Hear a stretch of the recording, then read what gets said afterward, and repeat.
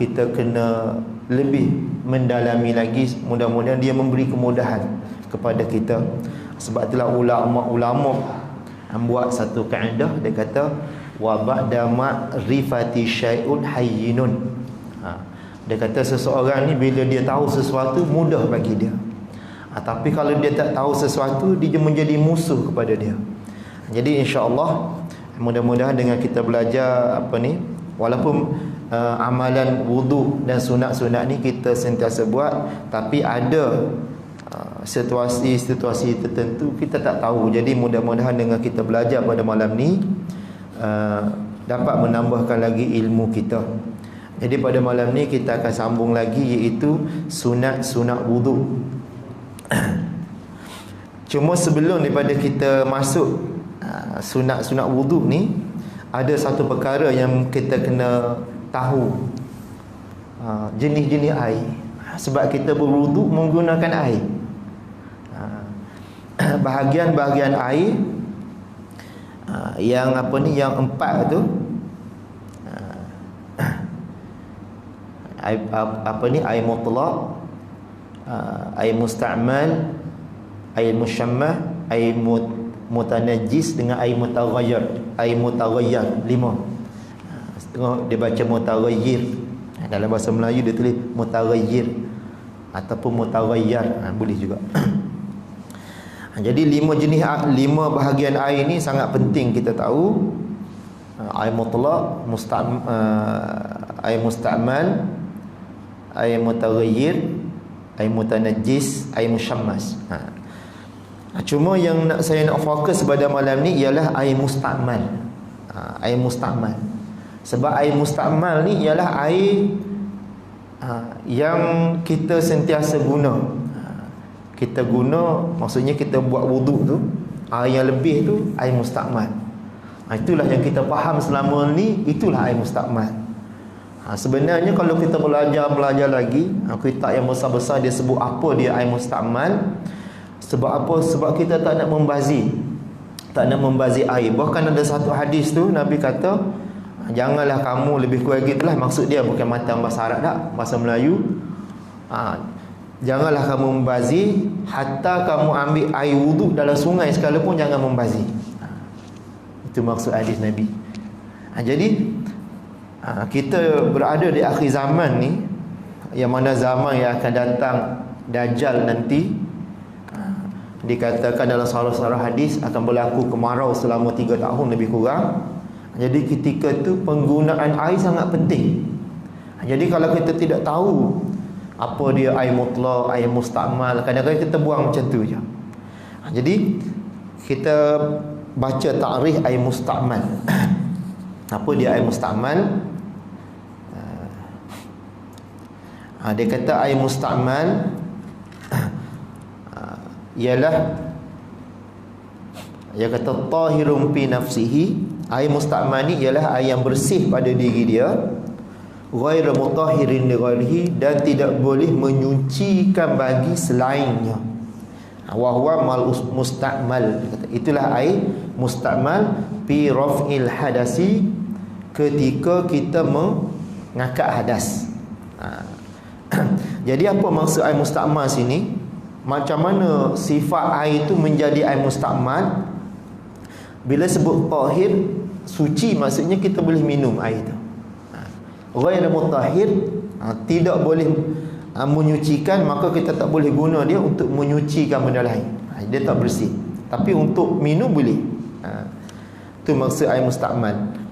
Tapi dalam fiqh ni, apa maksud air musta'mal? Dia kata air musta'mal ni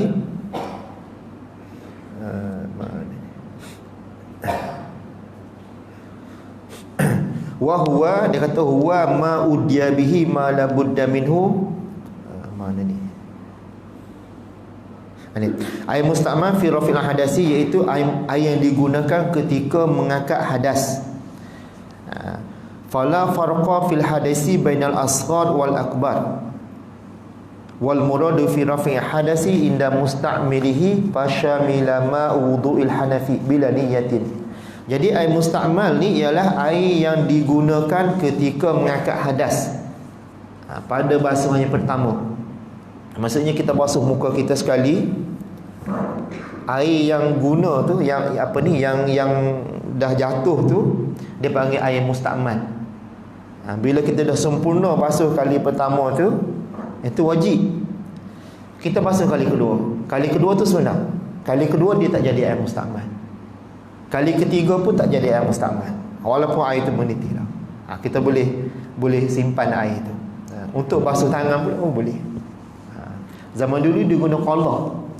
Yang mana kita kena tahu sukatan qalah ni dia lebih kurang apa nama ni, kaedah Arab tu dia zira.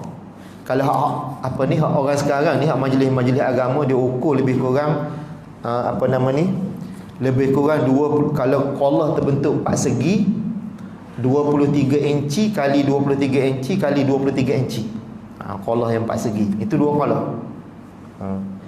Maksudnya kalau 12 inci macam ni. Maksudnya ini satu kaki 12 inci kan. Sampai maksudnya lebih kurang ni jelah. Satu apa ni? Satu tangan ni lebar dia, buka dia, lepas tu tinggi dia. Maksudnya satu basing rumah kita tu dah, yang kita tak ada air yang besar sikit tu, dah dekat-dekat 2 qalah tu. Basing yang besar tu. Jadi kalau jatuh tak cicak dalam tu, kita jangan buang. Jangan kita curah air tu. Kita simpan. Kita buang je najis cicak tu. Selagi air tu tak berubah, dia tetap air mutlak. Itu ukuran qalah kalau dia apa ni, bentuk 4 segi. Kalau dia bentuk bulat, dia punya diameter dia tu 19 inci. Bulat dia tu 19 inci. Apa ni, panjang diameter dia dengan bulat.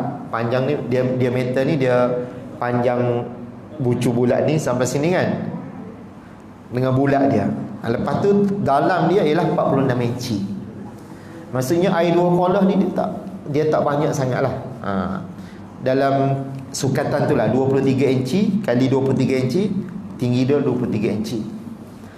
Jadi kalau ada satu basing besar kat rumah kita tu, memang sayang lah kalau cicak berak kita nampak, air muatan najis ni, kita terus buang.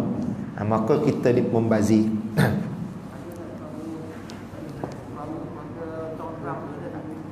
Drum tu. Oh, itu lebih 2 qalah, separuh tu. Separuh lebih tu, cikgu. Yang bulat tu kan? Lebih dah tu. Kalau yang 1 ton drum tu dekat dengan 4 qalah dah tu. Separuh. Tengoklah kita letak tangan kita lebih kurang ni 23 inci macam mana 12 inci 24 inci. Maksudnya lebih kurang ni lah. Ada tak dua kali ni cikgu, dia punya tu? Apa dia? Kalau liter dia ada 230 liter lebih kurang. Berat air tu. Kalau kira 2 qalah dalam bentuk liter, 230 liter. Saya tengok dalam apa ni, dalam website Majlis Agama apa, 230 liter. 1 ton drum. Ton drum yang mana? Yang tinggi. Oh, kalau tu itu jumlah dia lah tu. Saya anggap dia punya ni kan, ton drum dia 2 kali ni kan, lebih kurang 2 kali tangan kan. Saya agak-agak je tu. 200 liter. Maksudnya kalau 200 liter tak cukup lagi tu. 2 qalah. Dia 2 qalah 230 liter. Jadi begitulah. Kalau CS 59 cm kali 50 cm kali 59 cm. Kalau apa dalam bentuk sentimeter. Itu 2 qalah. Apa ni? Ikut sukatan 2 qalah. Yang ton drum tu kalau 200 memang tak cukup lagi lah. Jadi air mustakmal tadi. Air mustakmal tadi dia kata air yang digunakan ma'ul marratil ula fi wudu'in wajibin, iaitu air yang digunakan pada basuhan pertama pada wuduk yang wajib. Wuduk ada wajib, ada sunat. Wuduk wajib ni maksudnya Wuduk yang kita ambil asalnya kita tak ada wuduk, kita pergi wuduk, itu wajib lah untuk baca Quran, untuk solat, untuk amalan yang perlu wuduk lah. Maka tu dia panggil wuduk wajib. Ada pun wuduk sunat ni, selepas kita makan benda-benda dia ada dalam kaedah fiqh ni, bila kita makan makanan yang yang dimasak, ada makan ikan ke apa, daging ke, ataupun makan benda-benda yang berbau macam petai, kita sunat ambil wuduk lagi sekali, walaupun kita belum batal lagi wuduk, disunat saja. Jadi bila kita ambil wuduk kali kedua, kita basuh, air itu tak jadi air mustakmal. Sebab itu wuduk sunat. Beza dia. Kalau wuduk wajib, basuhan pertama dia jadi air mustakmal, basuh kali kedua dia tak jadi mustakmal dah. Maksudnya basuhan sunat. Tapi syarat basuhan pertama tu mesti sempurna. Kalau kita basuh muka kita sempurna. Kalau tangan sempurna. Bila kita basuh kali kedua, yang kedua tu dia tak jadi air mustakmal. Mana tadi? Au ghuslin, ataupun mandi wajib. Bila kita mandi wajib, maka bila dah selesai sempurna dah kali pertama kita basuh, yang tu semua jadi air mustakmal, kita pun basuh kali kedua. Kita kan sunat 3 kali. Kali kedua tu, maksudnya mandi kali kedua tu, dia tak jadi air mustakmal dah. Sebab itu sunat. Yang jadi mustakmal ialah air basuhan yang wajib yang pertama tu. Lepas tu dia sebut lagi, mana tak tanda, bi khilafi ma'un ghairil marratil ula wa ma'il wudu'il mandub, wuduk sunat, au ghuslil mandub, ataupun kita mandi sunat, maka mandi sunat tu dia tak jadi air mustakmal.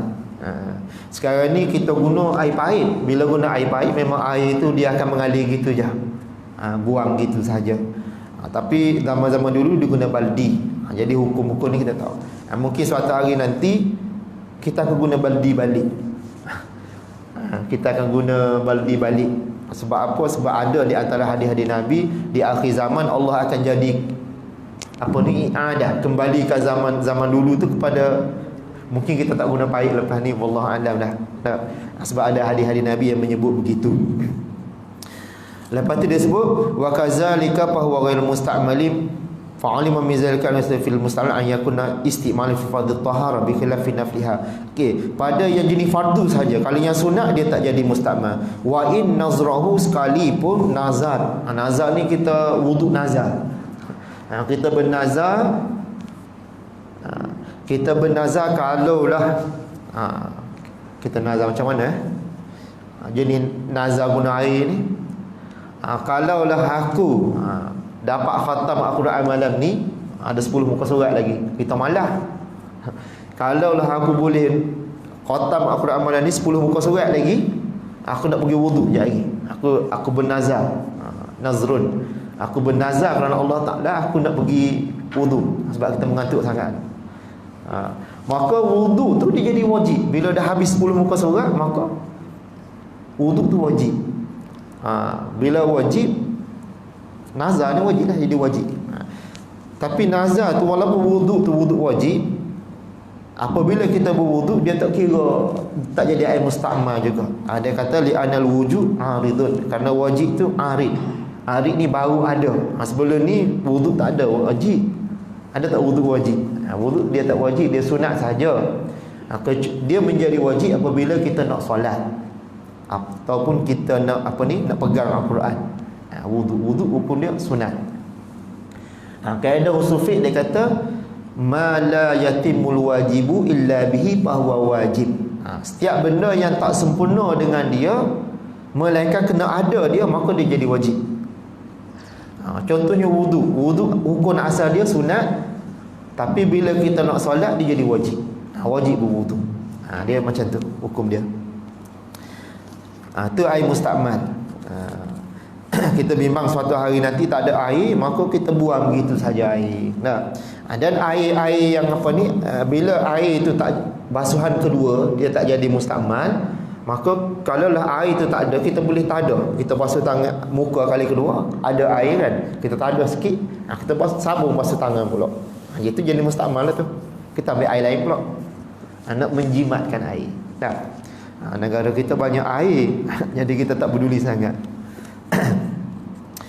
Itulah di antara hukum-hukum atau menjadikan air itu air musta'mal.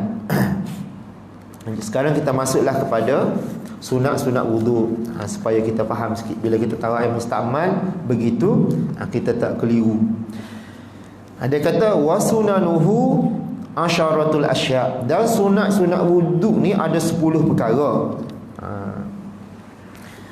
Dia sebut dalam ni, dia kata sebenarnya sunat wudu ni dia kata banyak. Dia kata ai bihasabi ma zakarahul musannif fa ila fahiya tazidu ala zalika hatta addaha ba'dhum nahwa 50 sana 50 sunnatan. Dia kata dalam kitab ni dia sebut 10 sahaja. Dalam kitab-kitab lain dia sebut sebelum dan semasa wudu ni dia ada sunat dia sebanyak 50 sunnatan, ada 50 sunat. 50. Tapi dalam kitab ni dia sebut 10 sahaja. Jadi sunat wudu ni banyaklah. Dia sebut hanya 10 sahaja.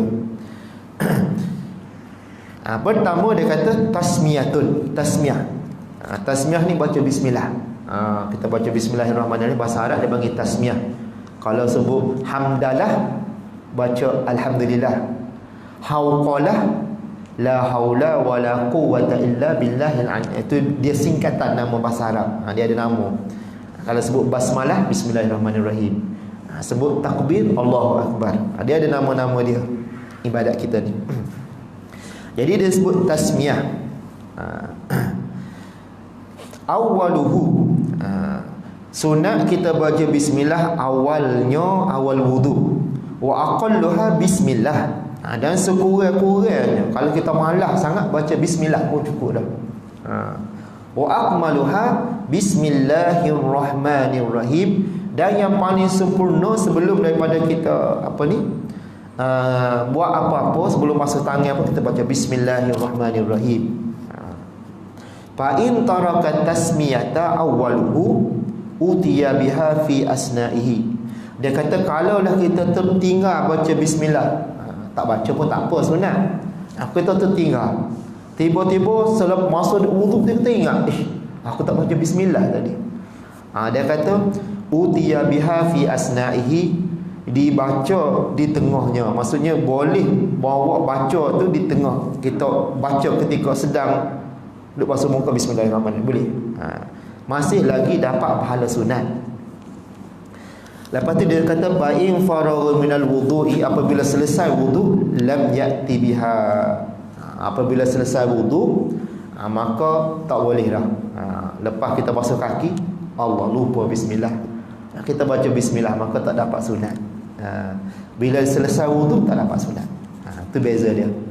Kalau sebelum dengan tengah boleh lagi, selesai tak boleh. Dan dia sebutlah beberapa perkara hukum berkaitan dengan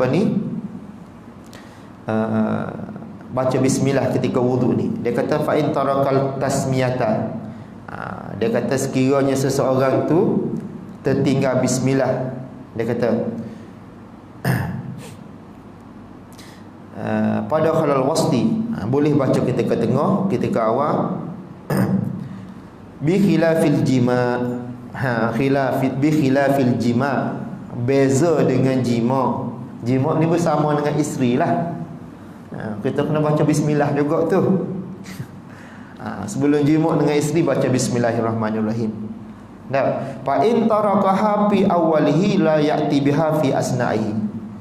Beza dengan bersama dengan isteri ni, kalau mula-mula kita tak ingat dah baca bismillah, maka di tengah dia kita tak boleh baca sebab kita berhadas besar. Sebab hukum baca bismillah ni dia salah satu daripada ayat Al-Quran. Dia ayat Al-Quran ni kita kena faham, dia tidak boleh baca ketika berhadas besar, bukan ketika mari haid sahaja. Kadang-kadang orang perempuan tak boleh baca Quran, saya mari haid. Lelaki tak mari haid, tapi berhadas besar tu tak boleh juga. Kena niat zikir baca. Dia ayat Al-Quran ni hukum dia, kalau kita tidak niat dia akan jadi Al-Quran.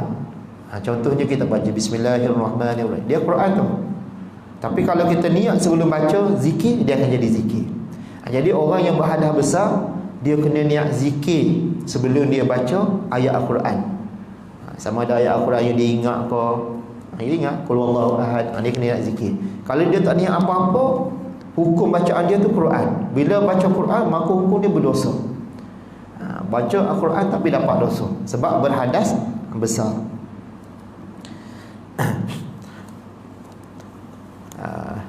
Li'annahu yukrahul kalam fi asna'ihi illa lihajatin.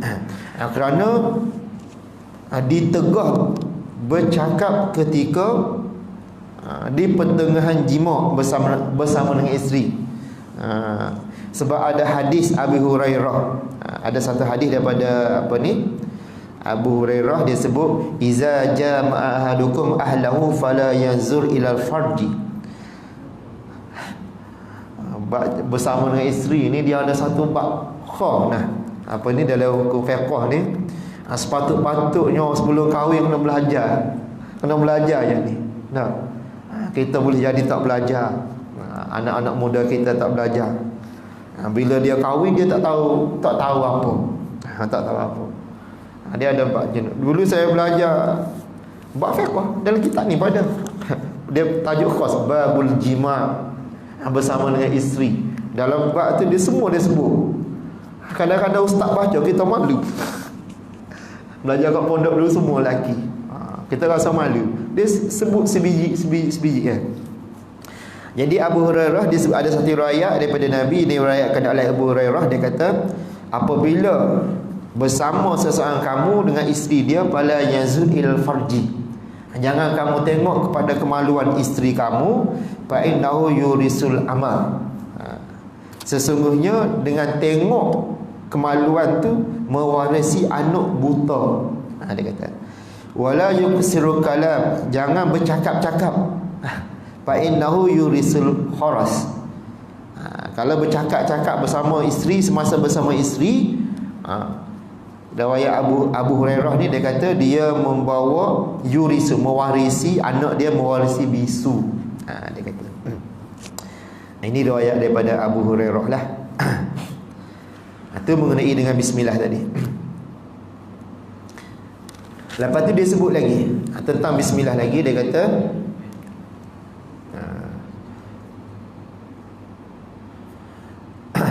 lam ya'ti biha, apabila lepas wuduk tadi, dia kata kita tak bolehlah baca bismillah sebab tak dapat pahala sunat. Tapi dia kata lim fi salihi bi khilafil aqli, beza dengan makan.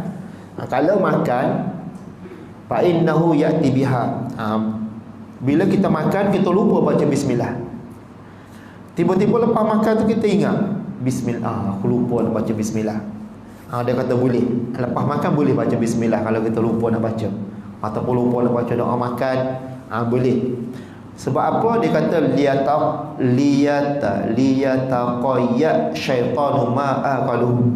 Bila kita baca bismillahirrahmanirrahim tu, syaitan akan muntah apa yang dimakankan oleh seseorang tu. Maksudnya bila kita ada satu hadis, bila kita makan nasi ni, kita makan suatu makanan, kita tak baca bismillah, kali pertama laka, walisani laka, walaysa lis-salisah, atau kama Rasulullah.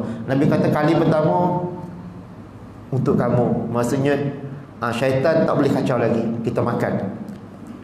Lepas tu kali kedua, syaitan tak boleh kacau. Kali ketiga, bila kita tak baca bismillah, maka syaitan akan makan, keberkatan makanan kita dimakan oleh syaitan. Maka kita lepas makan, kita makan kan, makan najis syaitan dan sebagainya, maka bila kita baca bismillah, dia boleh memumpahkan makanan tu secara batin lah, yang kita tak nampak. Sebab syaitan ni dia macam tu.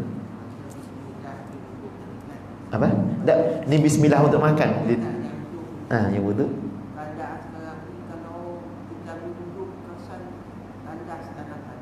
Dalam tandas jangan baca lah. Dalam tandas jangan baca, tak boleh. Dia tandas dia ada had dia. Kalau lah tandas kita tu kecil, ruang tu ruang tanda, tak boleh lah. Kita ambil wudu sahajalah. Jadi sunat bismillah tu kita kena tinggal. Sebab sebut nama Allah di tempat-tempat yang apa ni, kotor, kita tak boleh. Tak boleh. Kena tinggal yang tu.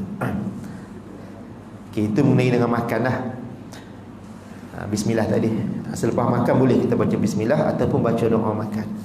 Dan seterusnya sunat yang kedua ialah lepas baca bismillah, wa waslul kaffaini, membasuh kedua tangan. Baca bismillahirrahmanirrahim, kita basuh kedua tangan kita ilal qu'aini. Qu'aini, ku' ni dia panggil qu'ain. Tempat apa ni, tempat sendi ni. Dia kalau orang mencuri dalam hukum apa ni, hukum hudud, orang mencuri kali pertama, dia kena potong setakat ni. Setakat ni. Kong, dia akan tarik. Kaedah dia tarik 2-3 orang sehingga dia renggang ni, renggang sikit, dia potong. Sekali potong je dia putus. Pakai apa ni, pedang ataupun pisau tajam, putus. Lepas tu kalau kita fiqh, dia akan celup dalam apa ni, minyak yang panas untuk menghentikan darah. Dia akan ada wudu. Sekarang ni kita wudu pun tak tahu apa. Tak pernah sampai hukum wudu. Sedangkan kita adalah syariat. Syariat Allah. Jadi basuh tangan setakat ni sunat. Ilal qu'aini qablal madha, sebelum daripada berkumur. Sebelum berkumur. La ba'daha, tidak boleh selepasnya. Selepas berkumur. Kalau kita berkumur dah, kita pergi kita berkumur dulu, lepas tu nak basuh tangan, tak jadi. Tak boleh. Dia mesti ikut urutan dia. Dia kata fatat sunnatal ghusla kaffaini. Apabila kita berkumur dulu, kita nak pergi basuh tangan pula, tak boleh. Maka luput maksudnya tidak dapatlah sunat basuh dua tangan. Sebab apa? Kaedah dia kata dalam ibadat wuduk ni, li'anna tartib mustahaqqun la mustahabbun. Kerana tertib ni ikut urutan ni adalah mustahaqqun, adalah benda yang dituntut, la mustahabbun, tidak benda yang dikira suka. Dia ikut urutan tu tuntut. Sebab syarak memang Nabi pun ajar begitu. Jadi bila dia dah khilaf, maksudnya kita berkumur dulu, lepas tu basuh tangan, maka yang basuh tangan tu tak ada pahala dah. Yang dapat berkumur lah. Berkumur. Lepas tu dia kata basuh tangan wa yaghsilahuma salatha. Dan membasuh tangan tu ialah sebanyak 3 kali. Basuh kali pertama, ingat basuh yang sunat ni, basuh yang sunat tak jadi air mustakmal. Tadi kan macam berkumur-kumur, tapi berkumur-kumur ni dia jadi air mutaghayyir lah, sebab dia bercampur dengan apa ni, air liur kita, bercampur dengan makanan, air mutaghayyir. Tapi kalau basuh tangan tu, dia masih lagi bukan air mustakmal, dia jadi lagi air mutlak. Kalau kita tak ada simpan dia pun, dia jadi air mutlak. Dia kaedah dia, air mustakmal ni bila kita kumpul, dia jadi 2 qalaq, maka dia jadi air mutlak balik. Air mustakmal, kaedah dia. Satu lagi air mutanajjis. Air mutanajjis ni ialah air yang dimasuki oleh najis. Cicak berak ke, contoh dalam gelas ni. Bila cicak berak, dia jadi air mutanajjis. Bila dah ada air mutanajjis, dia sedikit, tak sampai 2 qalaq, jatuh najis, dia air mutanajjis. Tapi kalau kita kumpul air ni, ataupun kita ambil air ni, kita masuk dalam bekas 2 qalaq, kita ambil balik, dia jadi air mutlak balik. Tapi syarat dia, air tu tidak berubah sifat dia. 3 sifat air, bau, rasa, warna. Dia tak berubah sifat tu, maka dia tetap jadi air mutlak walaupun air mutanajjis.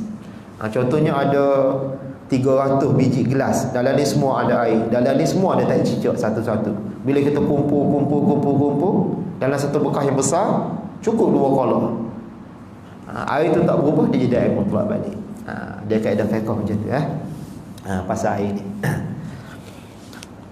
Jadi dia kata wa ghaslul kaffaini qabla idkhalihimal ina, sebelum dia memasukkan kedua tangan tu dalam bekas. Sebab itulah bila kita ambil air dalam baldi, walaupun air baldi tu tak cukup 2 kondah, contoh satu baldi kan, satu baldi, kita ambil air kita basuh.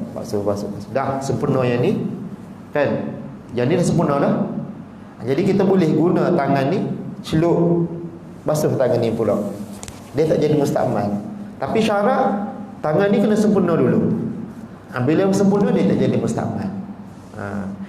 Dan satu lagi kaedah air ni, selama mana dia duduk atas kulit kita, kita boleh gosok dia, sempurnakan ratakan dia, dia tak jadi air mustakmal.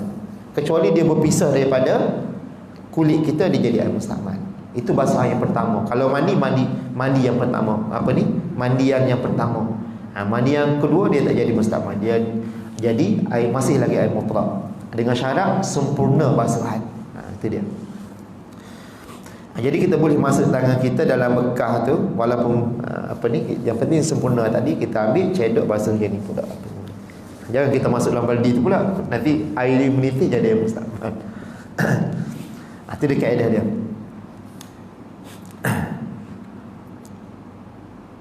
Wal madmadah. Yang ketiga ialah baca bismillah, basuh tangan, berkomo-komo. Ba'da ghasl kaffaini, selepas membasuh kedua-dua tangan. Ikut urutan dia. Selepas basuh kedua-dua tangan, kita berkomo-komo. Dia kata wa yahsulul aslu sunnati fiha bi idkha'il mali fil fam, dan terhasilnya sunat, maksud dapat pahala sunat, fiha pada berkomo-komo ni, bi idkhalil ma fil fami, dengan cara memasukkan air dalam mulut, sawaun adarahu fihi wa majjah amla, sama ada kita bila kita masuk air dalam mulut tu, bila kita berkomo-komo kita menggerak-gerakkan. Adarahu ni maksudnya kita memusing-musingkan, maksudnya kita buat dengan mulut macam tu kan.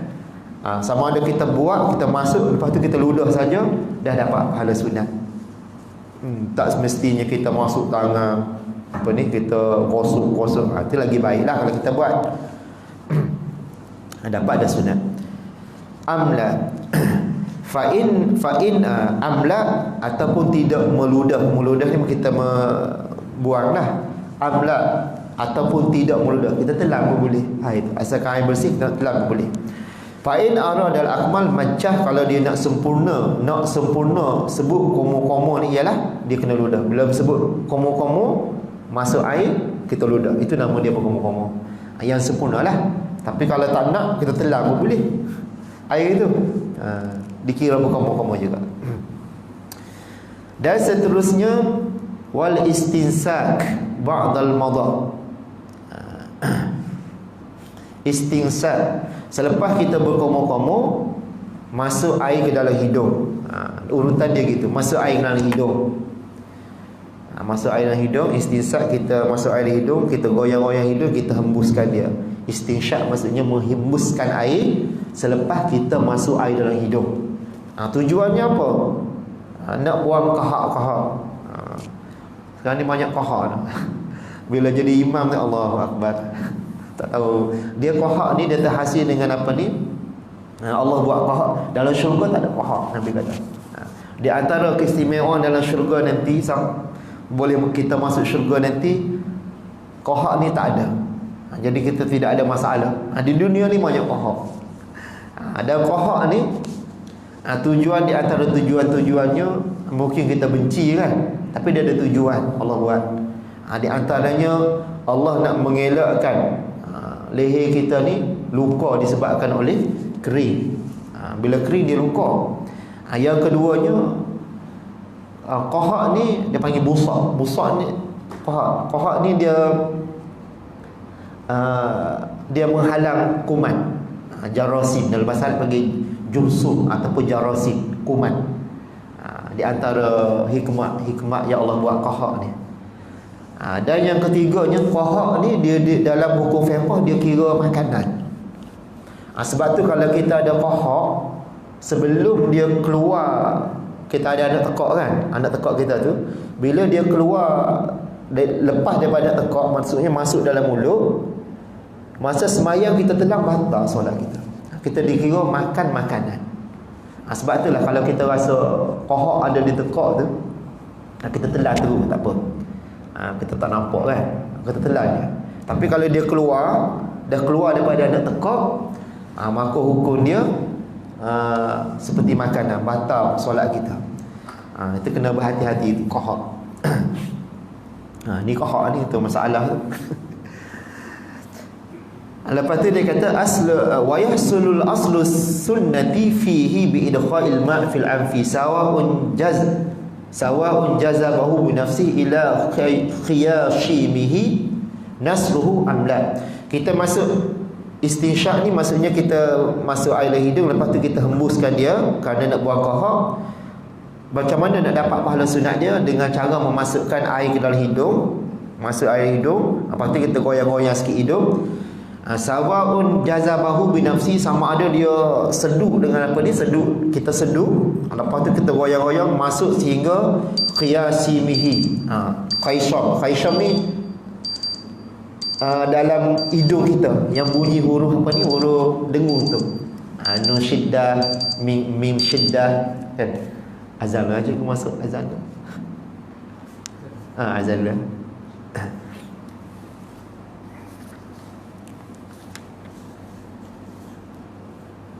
Sekejap je masa.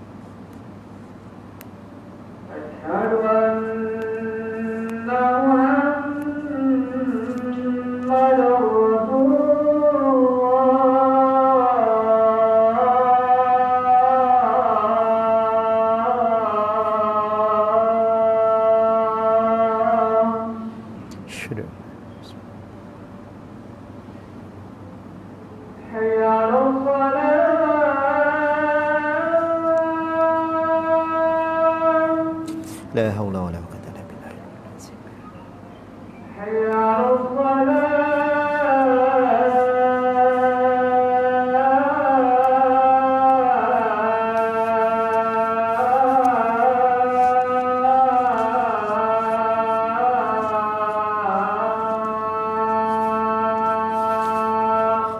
La haula wala quwwata illa billah. Hayya 'alal salat.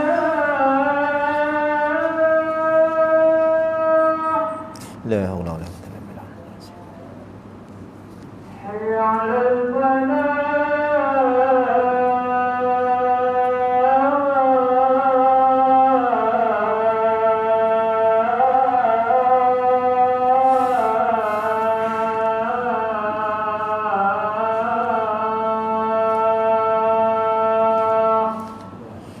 La haula wala quwwata illa billah.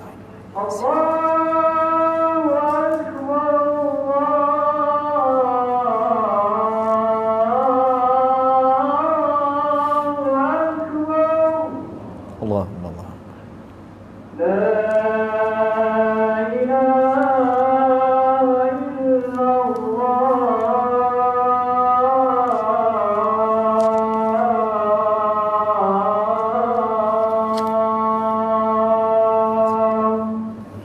La ilaha illallah.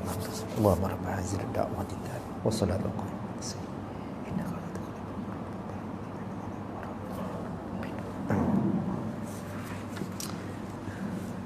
Kita sambung sikit ya. Habislah sunat ni. Minggu depan insya-Allah kita baca tajuk lain pula. Kita sambung sikit lagi, kita habiskan sunat ni. Dan sunat seterusnya dia kata wa mashu jami'ir ra'si. Kita menyapu ataupun membasuh sapu ni seluruh kepala. Kita membasuh seluruh kepala tu adalah sunat. Adapun yang wajibnya sedikit saja. Kita mazhab Syafi'i ni sedikit sahaja. Dan basuh semua ni sunat. Dia menghasilkan ghurratun muhajjalah. Sebagaimana Nabi menggalakkan kita melebih-lebihkan ketika wuduk, lebihkan sedikit. Sebab di akhirat nanti yang lebih ni akan bercahaya. Nabi mengenali umat dia berdasarkan cahaya yang lahir daripada lengan-lengan, muka-muka dan kepala-kepala kita yang kita lebihkan sedikit basuh. Nabi kenal umat dia macam tu. Di apa ni? Di telaga Kausar nanti. Lepas neraka Jahannam, neraka apa ni? Kolam Nabi Al-Kautsar. Di situ Nabi kenal umat dia sebab di situ bercampur dengan umat-umat Nabi lain. Sebelum masuk syurga kena minum kolam Nabi dulu. Dan Nabi kenal umat dia cahaya daripada lengan-lengan dan kepala-kepala yang kita lebihkan basuh wuduk tu. Dan seterusnya wa mashu jami'il uzunaini, ada membasuh keseluruhan telinga. Kita biasa kita basuh apa ni? Sikit ya kan tak? Basuh semua sekali. Masuk dua telunjuk ni dalam lubang telinga, lepas tu kita pusing, yudiruha dia. Pusing-pusing. Setengah-setengah orang sufi dalam kitab-kitab dia saya baca, dia basuh telinga sehingga 14 kali. Bagi dia sunat 14 kali. Sebab dia kata dosa telinga ni banyak. Itu orang sufi lah. Dia ada hadis-hadis dia ambil macam-macam lah. Ada hadis doa dan sebagainya. Lepas tu dia kata lepas basuh telinga wa takhlitul lihyati kathifah. Dan apa ni? Menyelak-nyelak janggut yang tebal. Kalau kita janggut tebal ni kita tak perlulah kita basuhkan semua. Kalau janggut tebal kan, orang yang ada janggut tebal tu dia cukup basuh muka dan sapu air atas kuku dia. Macam tu je orang yang janggut tebal. Tapi sunat kalau kita ambil air, kita menyelak-nyelak supaya janggut-janggut yang tebal tu kena air. Itu sunat. Tapi kalau janggut nipis, dia wajib rata. Wa takhlilu asabi'il yadayn wa rijlaini, ada mencelah-celah. Kita ambil air, kita mencelah-celah semua. Macam ni, sunat. Kalau kita apa ni jiru air macam tu pun sah dah. Asalkan air lalu, dia zanniyah wuduk ni cukup dah. Kita anggaplah dia rata. Kecuali kita nampak dia tak rata lah. Sebab tu bila kita cucu air, apa tu kita jiru air, kita sapu, kita anggap dia rata. Tak payahlah kita fikir tak rata lagi. Itu jadi was-was. Bila jadi kena penyakit was-was, susah nak buang penyakit was-was ni. Seterusnya dia kata apa lagi? Wa taqdimul yumna. Ni penting juga, mendahului sunat, kita mendahului yang sebelah kanan alal yusra, mendahului yang kanan ke atas yang kiri. Kita basuh tangan kanan dulu. Bila basuh tangan kiri tak payah fikir Ada tengok kita kadang was-was. Bila basuh tangan kiri, aku dah basuh tangan kanan.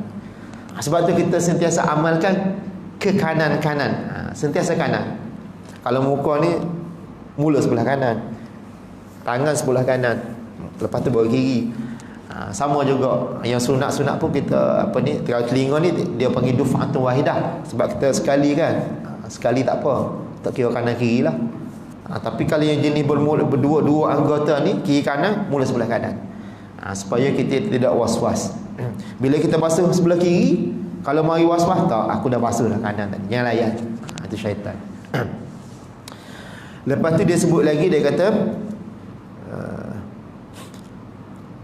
wat-taharah thalatha, meniga-nigakan. Tiga kali. Meniga-niga kali. Maksudnya basuh tangan 3 kali, basuh muka 3 kali. Jadi kali kedua, kali ketiga tu dia tak jadi air mustakmal, sebab saya sebut tadilah. Wal muwalat. Muwalat ni maksudnya berturut-turut. Kita nak tahu muwalat macam mana? Bila muwalat ni maksudnya jarak kita basuh muka dengan basuh tangan tu, nak tahu muwalat ialah kaedah dia sebelum kering air di muka. Contohnya kita basuh muka kat rumah kita, basuh muka, basuh muka, basuh tangan apa, kaki malas lagi basuh, nak pergi basuh kat surau. Boleh. Selagi air yang ada tangan kita tak kering tu, dia panggil muwalat. Sunat muwalat. Tapi kalau dah kering dah, boleh tak? Boleh juga, tak dapat pahala muwalat. Muwalat ni berturut-turut. Beza muwalat dengan tak muwalat ialah keringnya air pada anggota wuduk kita sebelum kita berpindah kepada anggota lain. Contohnya kita basuh muka saja kat rumah, tangan kita nak basuh kat surau. Kalau tak kering lagi di muka kita tu, kita pergi sambung kat paip kat surau tu, kita dapat lagi pahala muwalat. Tapi kalau dah kering dah, sebab kita naik motor, dah mari basuh, tak dapat pahala muwalat. Tapi boleh sambung, sah lagi wuduk kita. Amma huwa wajibun fi haqqihi wa bikal wudu sunnatul ukhra mazkurah fil mutawala. Dan banyak lagi lah, jadi sebut 10 saja tadi. Dan selebih-lebihnya dia kata dalam kitab-kitab besar. Dan saya pernah bacalah dalam kitab-kitab besar yang dia sebut 50 ni, banyak di antaranya kita niat setiap kali basuh muka, kita niat yang wajib. Basuh tangan kita niat pula, sahaja aku basuh tangan ni kerana Allah Ta'ala, ya Allah ampunlah dosa tangan ni. Setiap basuh telinga pun niat juga.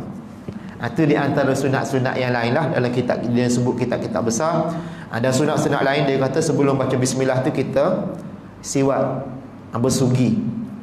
Nabi kata laula an asuka ala ummati la amartuhum bisiwak fi kulli inda kulli salati atau kama Rasulullah. Sekiranya aku tak menyusah kepada umat aku, nescaya aku perintahkan umat aku ni supaya bersiwak. Bersiwak ni guna kayu arak atau kayu kita beli kat Mekah kan. Aduh. Biasa saya bawa kayu ni. Sebab fadilat siwak ni besar. Kita letak sikit pun tak apa. Sunat, niat sunnah Rasulullah. Pahala ibadat kita akan digandakan oleh Allah Ta'ala. Dan orang yang bersiwak ni, di antara kelebihan dia ialah dia mudah mati. Meninggal dunia senang. Ruh dia senang keluar. Jadi amal lah. Walaupun apa ni, benda ni nampak ringkas je, tapi dia ada hikmat yang besar di sisi Allah SWT. Dan itulah di antara sunat-sunat wuduk yang yang kita belajar malam ni, mudah-mudahan bermanfaat pada kita. Dan insya-Allah kita akan sambung lagi bab seterusnya ialah bab istinja. Istinja ni bab basuh berak lah, basuh berak, basuh kencing. Ni kita kena tahu juga ni. Jadi setakat itu saja untuk malam ni, mudah-mudahan dirahmati oleh Allah Subhanahu Wa Taala. A'udzubillahi minasyaitonirrajim. Bismillahirrahmanirrahim. Alhamdulillahirabbil alamin. ربنا ظلمنا أنفسنا وإن لم تغفر لنا لنكونن من الخاسرين اللهم فقهنا في الدين وعلمنا التأويل ربنا آتنا في الدنيا حسنة في الآخرة حسنة وقنا عذاب النار وصلى الله على سيدنا محمد وعلى آله وصحبه وبارك وسلم والحمد لله رب العالمين.